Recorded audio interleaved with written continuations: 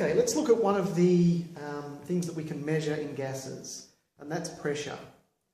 So pressure in gases is the result of the constant collisions of particles between themselves and from the collision of particles on the surface of other things around them.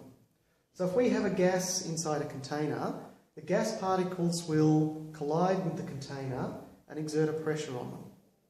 So we define the pressure as the force per unit area, and we can give a formula for this where pressure is equal to force over area.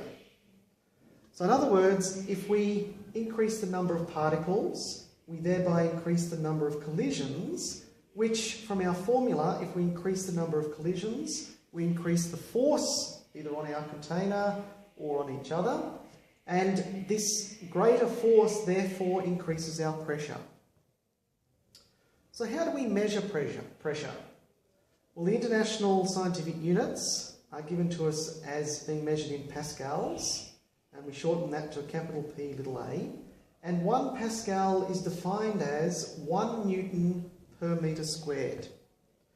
Now, a lot of people don't use the pascal as a unit, so we have some other units. We have atmospheres, we have millimetres of mercury, we have pounds per square inch, and we have inches of mercury.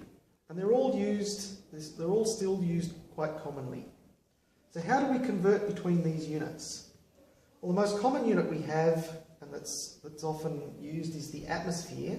And 1 atmosphere, if we relate that back to our SI unit, 1 atmosphere is equal to 101,325 pascals. 1 atmosphere is also equal to 760 millimetres of mercury.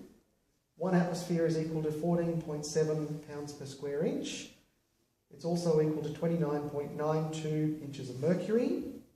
And it's also equal to 1013.25 hectopascals, which is the unit that we use here in Australia for measuring air pressure.